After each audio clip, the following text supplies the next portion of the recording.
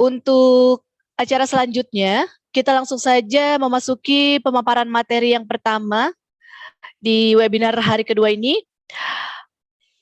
Narasumber pertama yakni Nurse Angga Sarjana Keperawatan. Beliau lahir di Sukabumi 20 Agustus 1987. Beliau menyelesaikan pendidikan S1 keperawatan di Stikes Dharma Husada Bandung pada tahun 2010 dan kemudian beliau melanjutkan pendidikan profesi nurse di Stikes Dharma Husada Bandung juga dan lulus pada tahun 2012. Pengalaman kerja beliau antara lain di RSUD Sekarwangi Sukabumi sebagai perawat di ruang rawat inap anak, bedah dan juga di penyakit dalam. Itu pada tahun 2012 sampai 2015. Saat ini beliau bertugas di ruang instalasi bedah sentral sebagai perawat kamar bedah di Rumah Sakit Pusat Otak Nasional Profesor Dr. Mahar Marjono Jakarta sejak tahun 2015 sampai dengan saat ini. Pada pembahasan kali ini, Nurse Angga akan menyampaikan materi mengenai roles of nurse on monitoring brain management in the operating theater, yakni peran perawat dalam memantau fungsi kerja otak selama pasien berada di ruang operasi. Kepada Nurse Angga dipersilakan untuk memaparkan materi selama kurang lebih 45 menit ke depan. Dipersilakan Nurse Angga. Baik, terima kasih Helalita atas waktunya. Baik. Assalamualaikum warahmatullahi wabarakatuh. Waalaikumsalam warahmatullahi wabarakatuh. Selamat pagi, salam sejahtera untuk kita semua. Salam sehat untuk semua rekan-rekan yang bergabung pada webinar pada pagi hari ini. Semoga senantiasa ada dalam rahmat Tuhan Yang Maha Kuasa.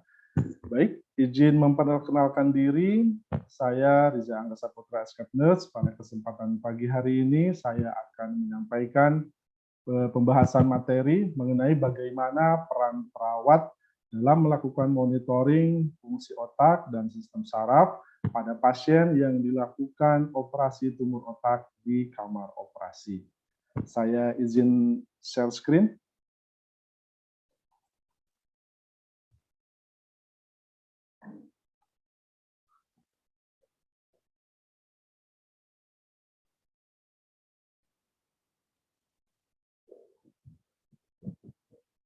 Baik, saya akan mencoba memaparkan mengenai apa itu IONM. Mungkin ada beberapa rumah sakit atau banyak rumah sakit yang memang belum terdapat IONM karena mungkin keterbatasan dari alat ataupun tenaga kesehatannya. Nah, pada kesempatan kali ini saya akan mencoba mengenalkan dan menjelaskan apa itu IONM. Nah, IONM atau kepanjangannya adalah Intraoperative Neurofisiology Monitoring, atau ada juga yang menyebutnya Intraoperative Neuromonitoring, adalah penggunaan elektrofisiologis seperti EEG, EMG untuk memantau integritas fungsional struktur saraf tertentu, misalnya saraf, sumsum tulang belakang, dan bagian dari saraf otak selama dilakukannya tindakan pembedahan. Jadi, IONM ini adalah monitoring dengan menggunakan sebuah alat, yaitu mesin IONM, yang berfungsi untuk menilai dan memonitor ada tidaknya penurunan fungsi dari otak dan saraf sebagai akibat dilakukan tindakannya operasi pengambilan tumor. Untuk kemudian, apabila terjadi penurunan fungsi otak dan sistem saraf tersebut, akan kita sampaikan kepada dokter operator bedah.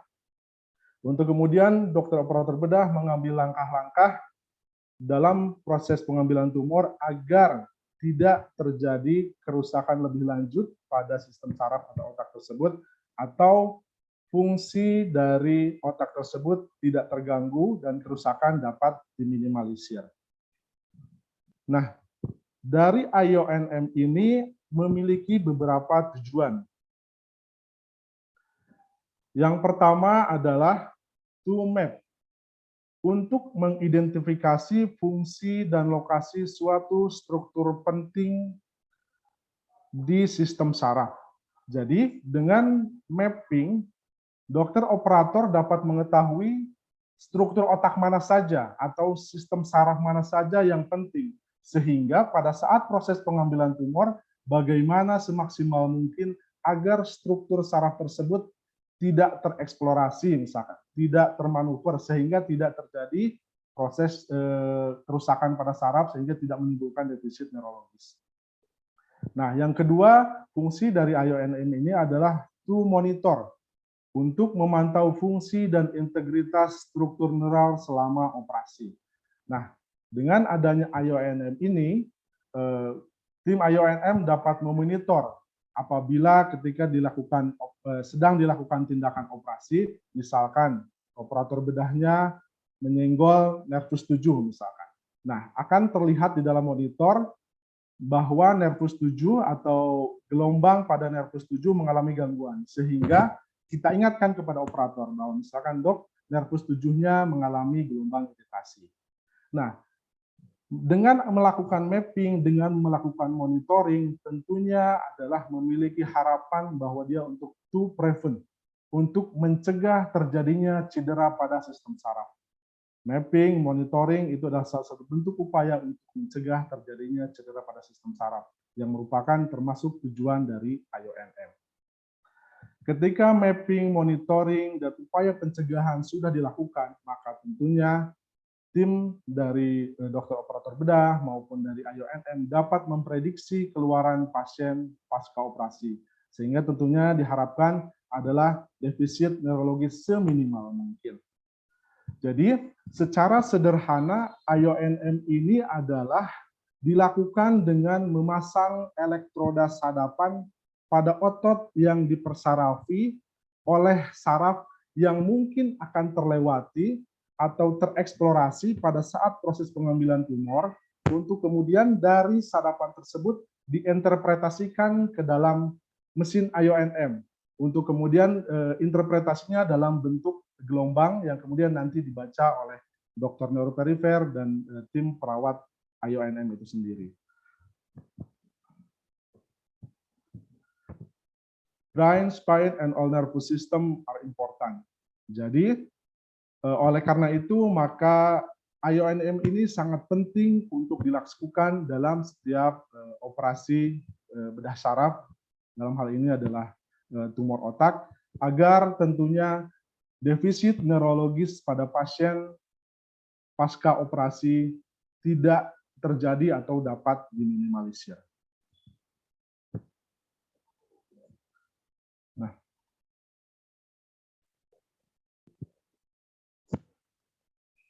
IONM pada pasien dengan operasi tumor otak, beberapa hal yang perlu dimonitoring pada IONM ini adalah didasarkan pada yang pertama tentunya adalah permintaan dari operator.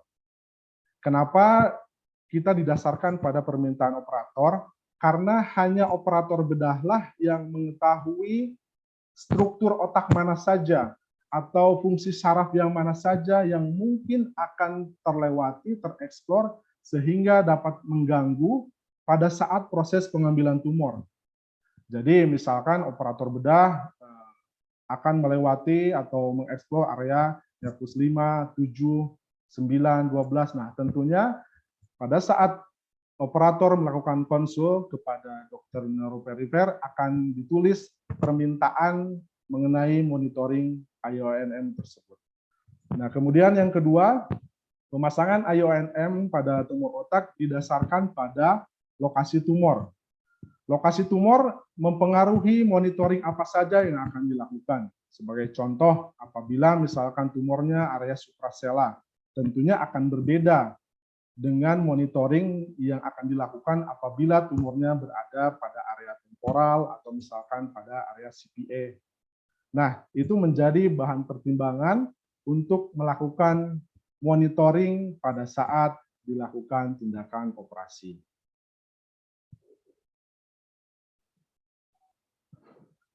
Pada kesempatan kali ini, tema webinar yang diambil adalah adalah mengenai tumor otak secara umum tanpa dispesifikasikan didasarkan pada lokasi tumor. Kenapa saya sampaikan demikian?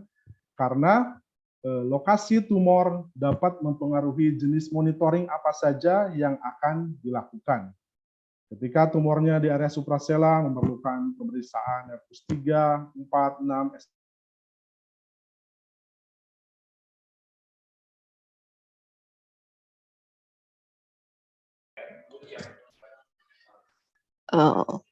Nurse Angga masih bersama kita?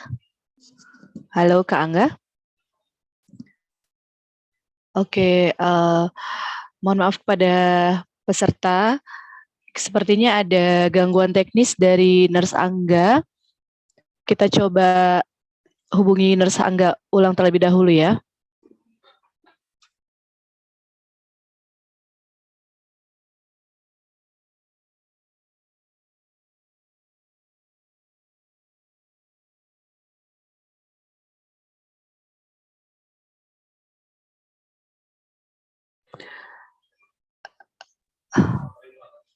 Nurse Angga, apakah sudah bergabung dengan kita lagi?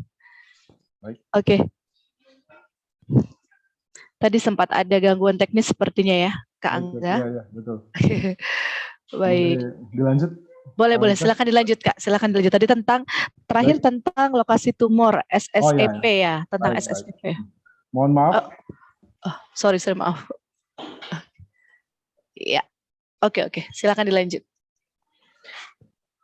Baik, pada kesempatan webinar kali ini topik yang dibahas adalah mengenai tumor otak secara umum. Jadi tidak dispesifikan dengan didasarkan pada lokasi. Kenapa? Karena lokasi tumor otak mempengaruhi jenis monitoring apa saja yang akan dilakukan. Sebagai contoh, Nurse Angga mohon izin untuk share screen-nya bisa diulang.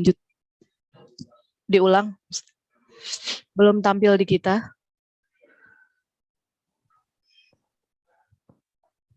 Baik, sebentar. Oke.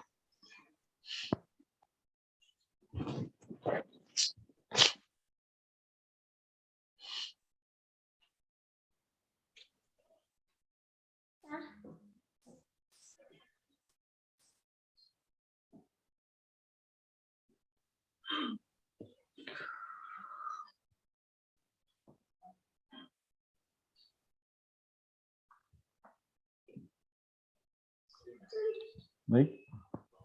Oke, sudah tampil dengan baik. Silakan. Jadi pemeriksaan secara umum yang dilakukan pada operasi dengan tumor otak adalah yang pertama adalah pemeriksaan SSEP atau Somatosensory Evoked Potential. SSEP ini adalah pemeriksaan untuk menilai integritas traktus spinothalamikus dengan menggunakan stimulasi elektrik dan melakukan perekaman pada korteks cerebri. Nah, kemudian SSEP ini adalah untuk menguji jalur saraf sensorik ke area sensorik otak. Kemudian SSEP ini adalah mengukur kecepatan sistem saraf dalam mengirim dan menerima sinyal yang mengkomunikasikan sensasi seperti sentuhan, rasa sakit, dan getaran.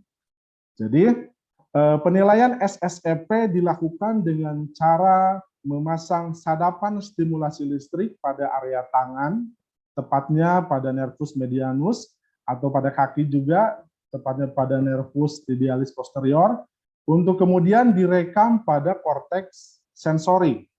Kemudian dinilai apakah terjadi latensi atau pelambatan pada korteks sensori dalam menerima rangsangan stimulator tersebut. Untuk kemudian apabila terjadi latensi, akan kita sampaikan kepada dokter operator bahwa SSEP-nya mengalami latensi. Namun demikian, harus kita perhatikan juga apakah latensi ini terjadi sebagai akibat memang betul karena terjadi kerusakan pada struktur saraf sensoriknya, ataukah memang karena ada penyebab lain sebagai misalkan gangguan perfusi, kemudian adanya perdarahan yang banyak pada saat operasi, atau tensinya yang mengalami rendah. Nah, itu perlu kita analisa lagi sebelum kita sampaikan kepada dokter operator bahwa memang SSEP-nya mengalami latensi atau penurunan amplitudo. Nah, selanjutnya yang dipantau atau dimonitoring pada IONM dengan operasi tumor otak yaitu adalah pemantauan free run EMG. Free run EMG ini adalah digunakan sebagai alat pemantauan untuk mendeteksi aktivitas otot yang ditimbulkan oleh iritasi mekanis yang disebabkan oleh pembedahan pada saraf perifer dan saraf kranial. Nah, jadi free run EMG ini adalah memonitoring pada saraf secara real time dan terus-menerus agar apabila terjadi gelombang iritasi pada saraf sebagai akibat misalkan dokter operator bedahnya melakukan penekanan pada saraf, kemudian sarafnya tertarik. Nah, itu dapat kita sampaikan kepada dokter operator bahwa misalkan dok, nervus 5-nya mengalami gelombang iritasi. Sehingga biasanya dokter operator bedah akan menghentikan sementara operasi sampai dengan si nervusnya itu tenang dan kemudian operasi dapat dilanjutkan. Nah, kenapa penting kita sampaikan bahwa terjadi gelombang iritasi sebagai akibat nervusnya terganggu. Semakin sering gelombang iritasi terjadi pada nervus, maka akan semakin besar pula kemungkinan terjadinya defisit neurologis pasca operasi.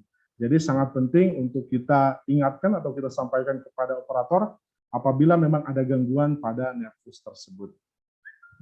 Nah, ini sebagai contoh gambaran ketika nervus 7-nya mengalami terganggu. Ini ada okuli dan oris yang merupakan otot yang dipersarafi oleh nervus 7. Ketika dokter operator misalkan menyentuh atau menyenggol nervus 7 pada saat pengambilan tumor, maka akan terlihat gambaran iritasi seperti ini. Dan tentunya perlu kita ingatkan dan sampaikan kepada operator bedah. Biasanya dokter operator bedah akan berhenti sejenak, menyiramkan air, kemudian nanti setelah tenang kita sampaikan bahwa nervus 7 sudah aman, kemudian dokter operator bedah akan melanjutkan proses pengambilan tumor. Iritasi ini dapat terjadi sebagai akibat dari adanya kompresi, penekanan, traksi, penarikan pada saraf, kemudian bisa juga sebagai akibat dari iskemi pada saraf.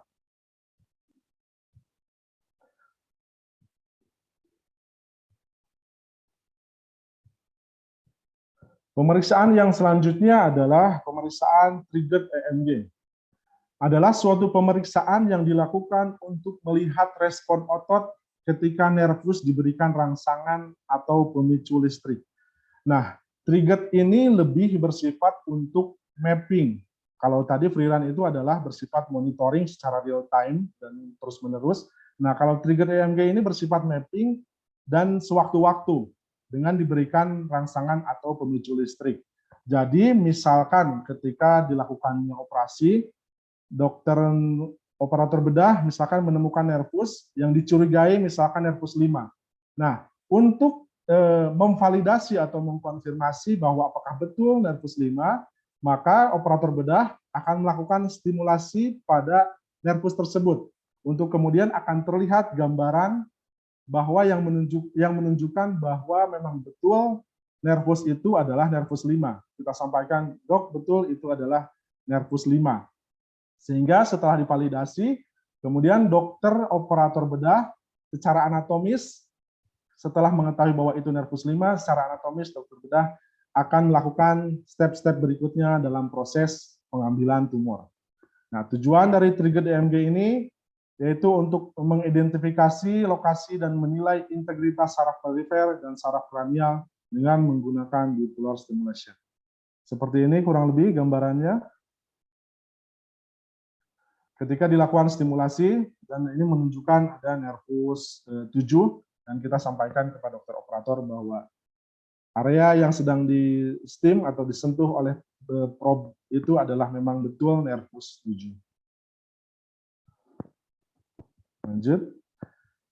Pemeriksaan yang berikutnya yang biasanya dilakukan pada operasi dengan tumor otak adalah TCMAP atau transkranial motor advocate potensial, yaitu berfungsi untuk memantau integritas fungsional sistem motorik selama operasi. Jadi, kalau tadi SSCP itu menilai fungsi sensoriknya, kalau TCMAP ini adalah berfungsi untuk menilai fungsi motorik dari pasien. Jadi pasien dilakukan stimulasi TCMAP pada awal operasi sebelum dilakukan insisi, untuk kemudian pada saat intraoperasi dilakukan pemeriksaan secara berkala untuk mengetahui ada tidaknya penurunan fungsi motorik pada saat operasi sebagai akibat tereksplornya atau dilakukan manipulasi pada area-area korteks motorik. Nah, itu apabila terjadi penurunan, tentunya kita sampaikan kepada dokter operator bedah. Cara melakukan stimulasinya yaitu tadi dengan memberikan stimulasi listrik, kemudian direkam pada otot ekstremitas, baik itu ekstremitas atas, ekstremitas bawah, untuk kemudian diinterpretasikan ke dalam alat IOM berupa gelombang.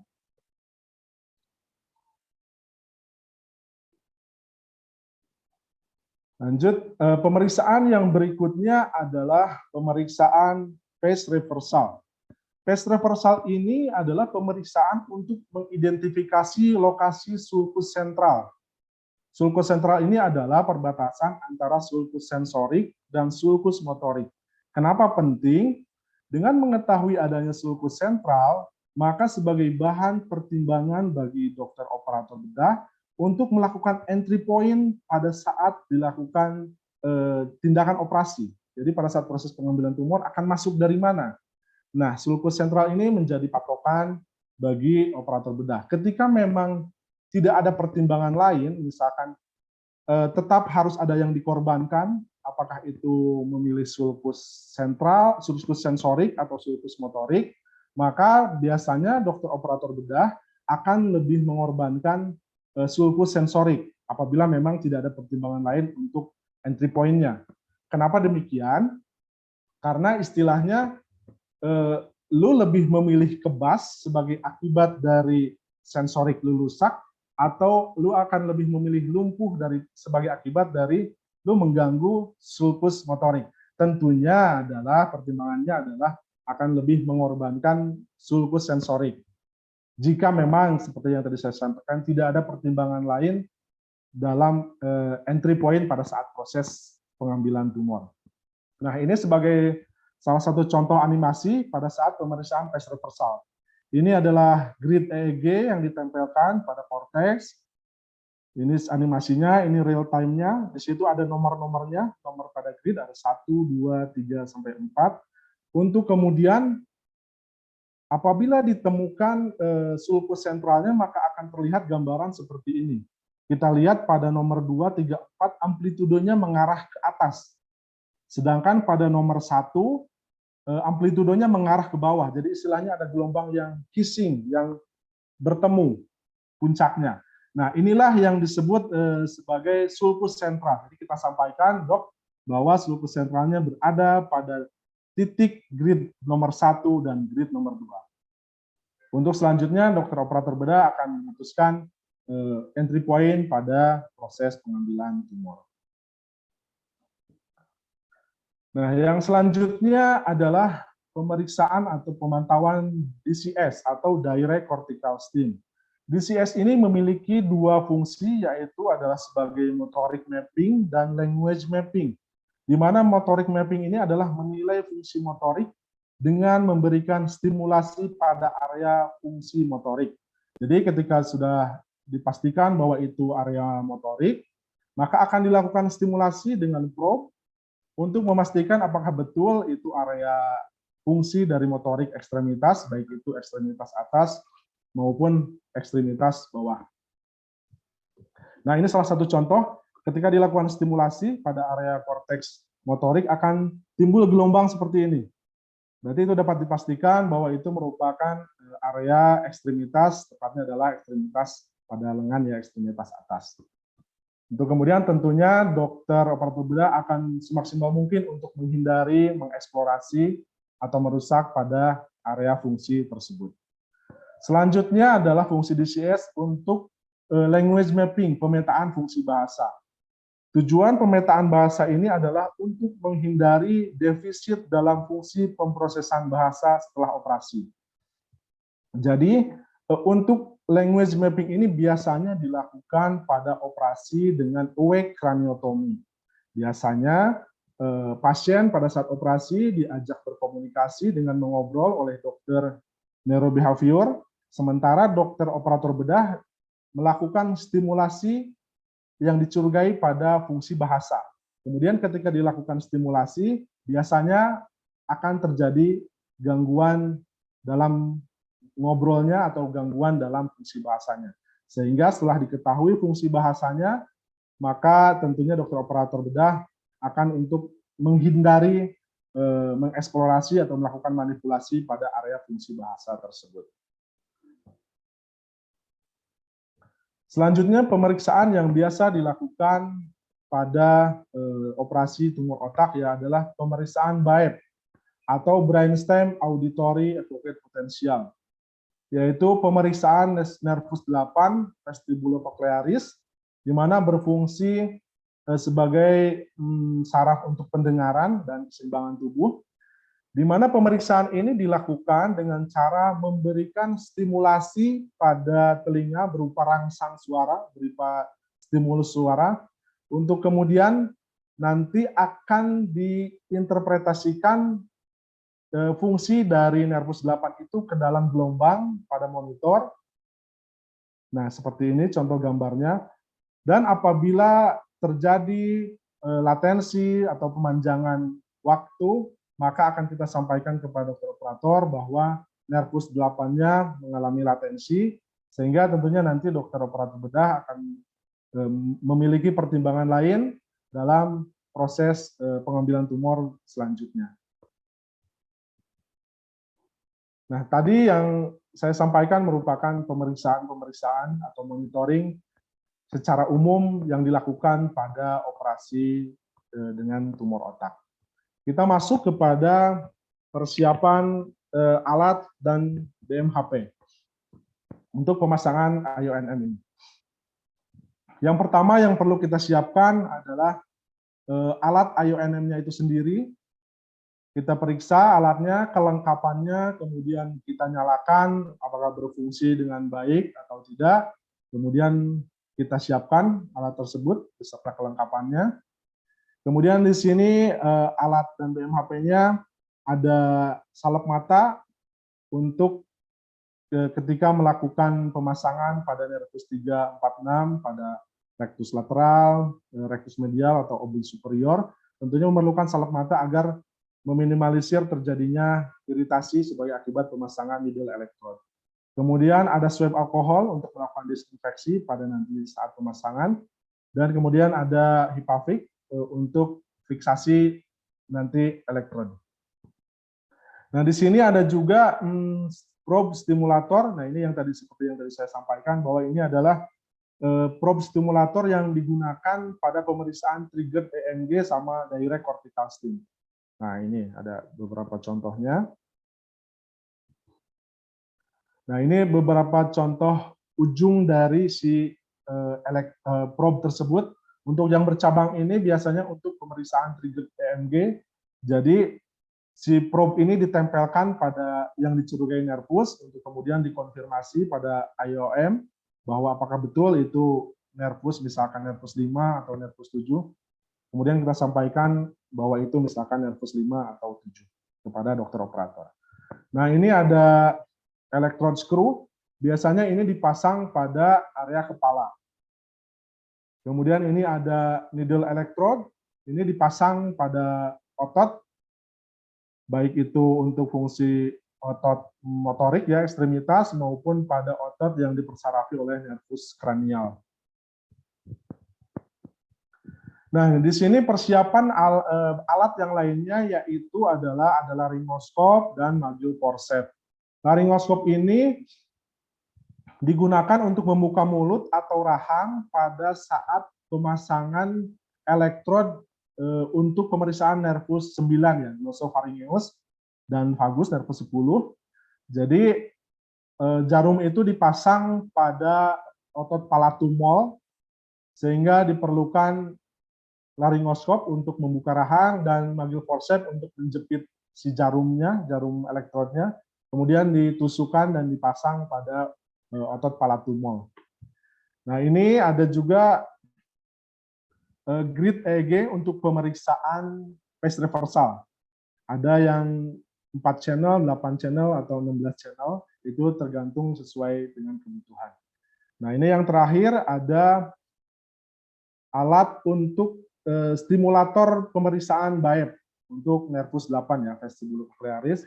Jadi ini yang kuning ini adalah ear tip dimasukkan ke dalam telinga, sementara selang ini adalah konektor untuk menyampaikan rangsang suara atau stimulus suara disampaikan kepada telinga melalui selang ini, konektor ini, untuk kemudian nanti gelombangnya direkod di A1 dan A2, ada sadapan A1 dan A2, kemudian nanti diinterpretasikan ke dalam SIM IONM berupa gelombang yang dibaca oleh tim IONM.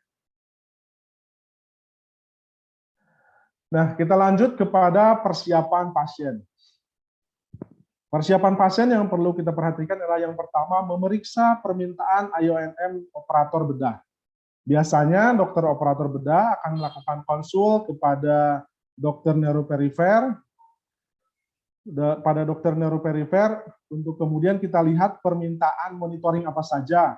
Misalkan untuk CPA tumor, dokter operator bedah biasanya meminta SSEP, MEP, dan nervus 5 sampai dengan 12, ataupun misalkan pada area suprasela biasanya meminta nervus 3, 4, 6, dan SSEP. Nah, ini perlu kita lihat dan kita perhatikan sebagai nanti kita persiapan kita dalam melakukan pemasangan IONM. Kemudian yang selanjutnya kita memeriksa site marking operasi. Ya, ini adalah untuk menentukan lokasi operasi, apakah itu di kiri atau di kanan. Ketika memang lokasi tumornya di kiri, maka tentunya kita akan memasang nervus kranial yang sebelah kiri. Tetapi ketika membutuhkan pemeriksaan MEP, motorik, tentunya apabila lokasi tumornya misalkan di sebelah kiri, kita akan memasang motorik kontralateral, yaitu pada otot motorik ekstremitas yang kanan. Nah, ini perlu kita perhatikan. Selain kita memeriksa pada site marking, kita perlu juga melihat pada MRI mengenai lokasi tumor dan pada navigasi. Kita perlu melihat ini juga. Selanjutnya kita perlu melihat inform consent. Inform consent biasanya dilakukan oleh dokter neuroperifer di ruang rawat inap ataupun di poliklinik. Kita lihat kembali inform consent apa sudah dilakukan atau belum. Yang terakhir kita lakukan komunikasi terapeutik kepada pasien. Kita lakukan komunikasi terutama pada pasien yang dilakukan awake craniotomy, karena awake craniotomy ini kita melakukan pemasangan elektrod dalam kondisi pasien sadar ya atau bangun. Jadi kita pasang jarum, kita pasang skru elektrod di kepala, pasiennya dalam kondisi bangun. Nah, ini sangat penting sekali kita untuk melakukan komunikasi yang terapeutik agar pasien tetap tenang dan nyaman pada saat kita melakukan pemasangan elektrod. Nah, selanjutnya kita lanjut ke pemasangan elektroda IONM. Nah, pemasangan elektroda IONM ini dilakukan oleh dokter neuroperifer yang dibantu oleh tim IONM, dalam hal ini adalah perawat IONM. Yang pertama dilakukan adalah lakukan disinfeksi dulu pada area yang akan dipasang elektrod. Nah, kemudian pada area mata harus diberikan salep mata untuk menghindari terjadinya, meminimalisir terjadinya iritasi pada mata. Kita swab dulu menggunakan swab alkohol, kemudian berikan salep mata untuk area nervus 3, 4, 6 ya. Nah, kemudian pasang elektrod sesuai dengan tempatnya dan sesuai otot yang akan dilakukan monitoring. Nah, ini beberapa contoh. Ini memasang otot deltoid, yaitu untuk melakukan monitoring MEP ya, fungsi dari motorik pasien. Kemudian ini ada gambar pemasangan elektrod EMG, yaitu kemudian ada juga untuk stimulasi TCMAP area-area kepala ini. Nah, ini contoh untuk pemasangan ekstremitas kaki, yaitu tepatnya rectus femoris dan tibialis anterior. Nah, ini contoh untuk pemasangan otot pada nervus kranial, yaitu tepatnya nervus 7 ya, facialis, ada otot oculi, ada otot oris, dan kemudian di sini ada juga pemasangan nervus 5, trigeminus, yaitu tepatnya otot masseter. Nah, ini adalah pemasangan untuk nervus 8 ya, seperti yang tadi saya sampaikan untuk pemeriksaan BAEP. Ini diberikan stimulasi melalui telinga, dan nanti direkod pada ini A1 ya, A1. Ini gelombangnya dari sini direkod di A1, kemudian diinterpretasikan ke dalam monitor. Nah, ini yang dilakukan setelah pemasangan, selanjutnya adalah lakukan fiksasi pada elektrod yang telah dipasang untuk mencegah terjadinya lepas pada saat nanti memposisikan pasien. Kalau untuk area-area luar seperti area tangan, area wajah, tentunya akan mudah untuk memasang kembali apabila terlepas. Namun akan mengalami kesulitan apabila nervus glossopharyngeus atau hipoglossusnya yang mengalami lepas elektrodnya. Pasien sudah diposisikan pakben, sangat sulit, kemudian tiba-tiba terlepas nervus 9-nya dan nervus 12-nya. Nah, ini akan sangat sulit sekali untuk memasangnya kembali, karena harus kembali diposisikan kepada posisi awal. Tentunya ini harus kita jaga. Nah, kemudian berikan label nama pada kabel elektrod sesuai otot yang dipasang. Ini adalah untuk memudahkan nanti pada saat pemasangan kepada mesin IONM.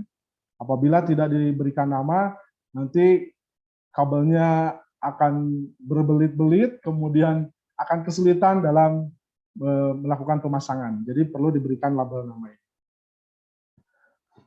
Nah, kemudian selanjutnya adalah pastikan semua kabel elektrod tidak mengganggu area draping operasi dan tidak mengganggu operator bedah. Ketika semuanya sudah dipasang, pastikan bahwa kabel-kabel yang terjuntai, kemudian kabel-kabel yang belum tercolok itu tidak mengganggu pergerakan operator pada saat proses pengambilan tumor. Jadi bagaimana operator itu berada dalam posisi yang sebaik-baiknya, senyaman-nyamannya, dengan tidak terganggu adanya kabel-kabel atau elektrod dari ion. Kemudian setelah kita pastikan tidak ada yang mengganggu, kita sambungkan semua elektrod yang sudah dipasang ke mesin IONM. Kita cocokkan yang ada pada layar monitoring IONM dengan tadi label yang sudah kita beri nama. Nah, lanjut kita ke proses monitoring. Untuk proses monitoring ini dilakukan oleh tim dari IONM, tepatnya oleh dokter neuroperifer dan perawat IONM. Untuk yang pertama dilakukan pada monitoring adalah membuat setting program sesuai dengan operasi yang dilakukan. Ketika operasinya misalkan adalah dengan tumor konveksitas, tentunya kita siapkan programnya. Dengan CPE tumor, kita siapkan program CPE tumor. Adapun ketika ada monitoring tambahan sesuai dengan permintaan dari dokter operator bedah, nanti kita akan input lebih lanjut permintaan tersebut agar dapat dilakukan pemeriksaan atau monitoring. Nah, ini yang selanjutnya yang paling penting adalah setelah kita colokan, kita berbuat setting, kita harus membuat baseline dulu. Baseline ini adalah patokan awal atau sebagai sumber dari kita untuk menilai apakah memang terjadi penurunan fungsi saraf atau fungsi otak yang lainnya pada saat dilakukan tindakan operasi. Jadi baseline ini dibuat sebelum insisi atau sebelum time out. Jadi baseline ini sangat penting sebagai patokan kita untuk menilai bahwa apakah memang terjadi kerusakan atau penurunan fungsi. Jadi baseline dibuat di awal, untuk kemudian setelah baseline dibuat, kita lanjut kepada monitoring intraoperasi. Nah, ini dapat kita lihat baseline-nya ini adalah yang berwarna hijau. Nah, ini yang selanjutnya yang putih-putih ini adalah gelombang yang dilakukan pemeriksaan berkala pada saat intraoperatif. Jadi, ketika misalkan, ini salah satu contohnya pemeriksaan SPCP, ketika misalkan gelombang pada saat intraoperasi mengalami penurunan amplitudo atau mengalami latensi dari baseline, maka dapat kita sampaikan kepada operator bahwa misalkan dok SSEP-nya mengalami latensi. Untuk kemudian nanti dokter operator dapat memutuskan dalam pengambilan langkah-langkah selanjutnya dalam proses pengambilan tumor. Ini beberapa contoh. Oke. Untuk Nurse Angga, dipersilakan waktunya 5 menit lagi ya, Nurse. Oke. Baik, terima kasih. Dan ini selanjutnya adalah untuk pemeriksaan motorik ya. Ini dibuat baseline, kemudian diperiksa secara berkala pada saat intraoperasi, sehingga dilihat apakah terjadi penurunan atau tidak. Ini tadi contoh pemeriksaan free run EMG ya. Ini ketika ada iritasi pada nervus, kita sampaikan kepada dokter operator. Nah, ini tadi pemeriksaan phase reversal untuk menentukan sulcus motorik. Kemudian ini adalah pemeriksaan trigger EMG untuk mapping nervus. Kemudian dilihat apakah memang betul itu nervus 5 atau 7 sebagai secara anatomis nanti dokter operator akan menentukan step-step berikutnya pada saat proses pengambilan tumor. Nah, ini hal-hal yang perlu diperhatikan pada saat proses pengambilan tumor dan pada saat proses intraoperatif neuromonitoring. Yang pertama adalah komunikasi dengan perawat bedah dan perawat anestesi. Kenapa ini penting? Dengan perawat bedah kita melakukan komunikasi tentunya pada saat posisi ya, agar bagaimana saling menjaga agar elektrod-elektrod yang sudah terpasang tidak terlepas ya, karena ini nantinya akan mengalami kesulitan pada saat pemasangan kembali. Kemudian kita komunikasi dengan perawat anestesi terkait banyak hal. Yang pertama adalah terkait posisi fiksasi ETT. Ketika misalkan lokasi tumornya di kiri dan pemaksanaan nervus kranial berada pada kiri, maka kita komunikasikan dengan perawat anestesi bahwa dimohon untuk fiksasi ETT-nya ke arah sebelah kanan. Karena apabila fiksasinya ke kiri juga, nanti akan tertarik ya. Jadi otot orisnya, baik itu oris ataupun otot masseternya akan tertarik, sehingga akan mengalami kerancuan pada saat monitoring nervus di free run EMG. Jadi itu iritasinya karena tertarik oleh fiksasi ETT. Kemudian ingatkan juga kepada perawat anestesi bahwa ketika kita melakukan stimulasi SSEP, biasanya akan terjadi gangguan pada arteri lain. Jadi biasanya ketika dilakukan stimulasi, arteri lainnya tensinya menjadi tinggi, padahal itu hanya sebagai akibat dari pergerakan stimulasi dari SSEP pada nervus medianus. Selanjutnya adalah mengingatkan kepada teman anestesi untuk memasang bite block dengan menggunakan kasa. Ini adalah untuk menghindari pasien menggigit ETT atau lidahnya tergigit sebagai akibat stimulasi TC-map. Jadi TC-map itu stimulasi listriknya lumayan besar, jadi biasanya pasien akan menggigit ya. Jadi kita pasang bite block dengan menggunakan kasa. Kemudian setelah operasi sudah selesai dilakukan, pastikan semua elektrod sudah dicabut dan pasien sudah dirapikan. Kita pastikan semua elektrod sudah dicabut, apabila ada darah kita bersihkan sehingga pasien pindah ke ruangan pos operasi dalam keadaan aman dari elektrod-elektrod dan tentunya pasien sudah dalam keadaan rapi. Baik, demikian yang dapat saya paparkan mengenai materi ini. Terima kasih atas perhatiannya, mohon maaf atas segala kekurangannya. Kata, Assalamualaikum warahmatullahi wabarakatuh. Waalaikumsalam warahmatullahi wabarakatuh.